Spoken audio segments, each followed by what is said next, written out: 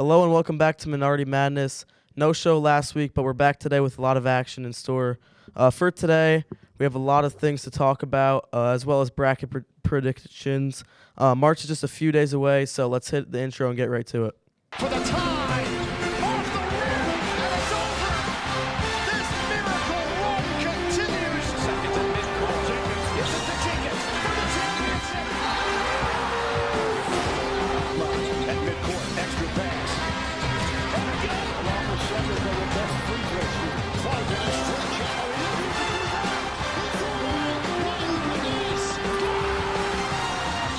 RJ Hunter for three. The lob, and that will do it. Do you believe it?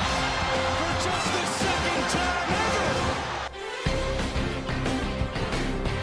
Welcome again. Today is Wednesday, February 26th. Here's the top 25 for this week. Obviously, Auburn still on top, no surprise.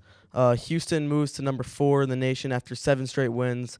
And my Duke Blue Devils reclaim the number 2 spot in the country. Huge blowout win in the Garden against Illinois this Saturday. Let's talk about that game a little. Just complete domination from start to finish. Just a complete game from everyone on the team. Flag with a usual good performance, 16 points, 7 rebounds, 5 assists. Isaiah Evans, he's been continuing to step up his game more and more as the season goes on.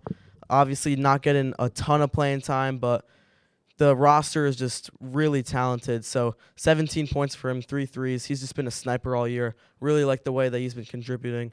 And I really hope that John Shire is going to play him well in March. I think he could be a big piece for them come championship time. So final score of that game, 110-76, or rather 67. Just complete blowout. I think that's what propelled them to the number 2 spot. But, we're going to see come March who's the real number 1 seed. Let's see, St. John's, they're continuing to stay hot. Like I talked about 2 weeks ago, they're the 7th team in the country now. Sweeped UConn for the second time. Just really been heating it up. Love what Rick Pitino's doing with them. I think, honestly, they should be a little higher, especially in bracket projections. They're ranked a little bit low, so we'll see. They should definitely, I think, win the Big East, but I think that'll determine where they stand and what seeding they get in the tournament. Next team, Michigan State is heating back up. They're 8th in the nation now, coming off 2 huge wins. One against their rival Michigan in the Breslin Center, and the other one, they take down Purdue at home. And the team's heating up at the right time, just before conference tournaments and March Madness. They were hot early in the season, took a loss or two middle of the season, and now they're back.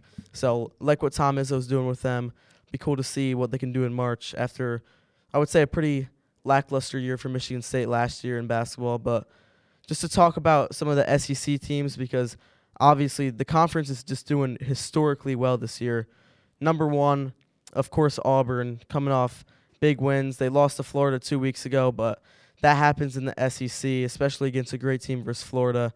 Just beat Georgia on the road. Janai Broom, 31 points, 14 rebounds, another National Player of the Year performance. It's going to be between him or Flag, we all know. It's going to be close, but I'll be excited to see it. I really like Flag. I hope he wins it, but I could also not be upset with Broom with the way he's playing. Florida, they dropped back down to number 3 after the big Duke win. Like I said, I think that's what made it, but they also just took a loss last night. Their performance hasn't changed, dominated all 4 games since beating Auburn. That was until last night, suffered the upset loss versus Georgia on the road, 88-83. We'll see how they end off the season, where they end up after this week, but definitely going to be one of the scarier teams coming into March. Definitely don't want to face them. Bama continuing to play well. Recent losses versus Auburn and Missouri most recently. I think that's one to talk about. Missouri has been playing really well, but Auburn, I definitely saw that coming. I think Auburn's just a little bit better in that rivalry, but they have an absolute gauntlet to finish the season. Remaining games for them, along with the last few, they have number 1 Auburn, who they took a loss to Missouri, and then they just beat Kentucky. They just destroyed Mississippi State last night. And then remaining, they have number 5 Tennessee, number 3 Florida, and number 1 Auburn. So, what a schedule to end the season. It's going to be definitely interesting to see. If they win all 3, that would be huge. Definitely, I wouldn't say unlikely because they're a great team, but, definitely huge to win all 3, even 2 out of 3. But not going to talk about all of the SEC teams because there's certainly quite a few playing well this year. But let's just talk about Missouri real quick. Took down Alabama in a big-time matchup last week, despite losing to Arkansas over the weekend.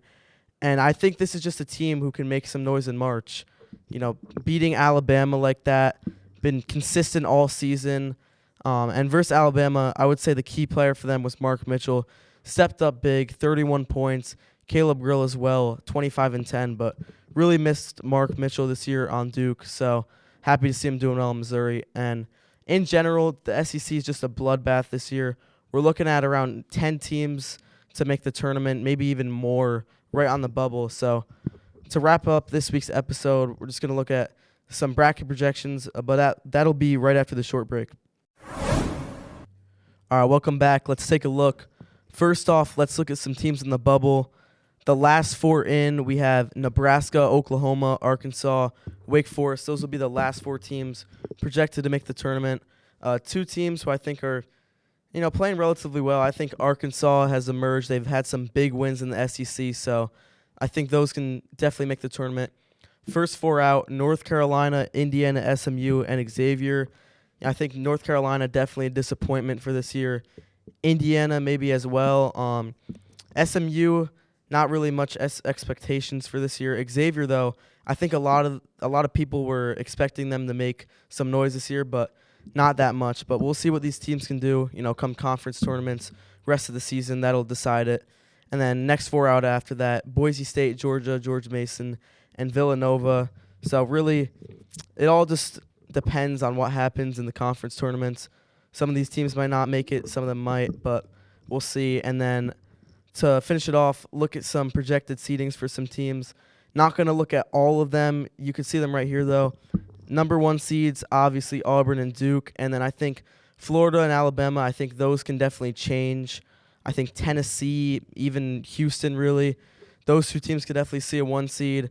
I think Houston really deserves more than Alabama a little. But if Alabama finishes this season with 3 wins, like I was saying even, then they definitely will get a 1 seed. Some notable teams, Kentucky is projected to get a 3 seed, which I feel like is definitely an overseeding. I feel like Kentucky gets overseeded in the past as well. St. John's projected to get number 4, under number 3 Wisconsin, which I just don't get with the way St. John's has been playing. 24 and I believe 4 right now, and really just hot. They're ranked in the top 25 above Wisconsin, so I think they finish it strong. I think if they get Big East champs, they could see themselves at 3, maybe even 2. But we'll see with that. I think Wisconsin definitely should get lower than them. And then in the West, we have Texas A&M supposed to get a 3 seed, Purdue at 4, Clemson at 5. Really, I think these 3 teams could sort of be interchanged. Clemson has been heating up. We saw against Duke and continuing to play well, but we'll see with that. And then in the East, Texas Tech, Michigan, and Missouri. That's 3, 4, and 5 for you. And honestly, I think Missouri might be a little bit better than these teams. I think they should get the 3 seed. A lot of people might not want to hear that.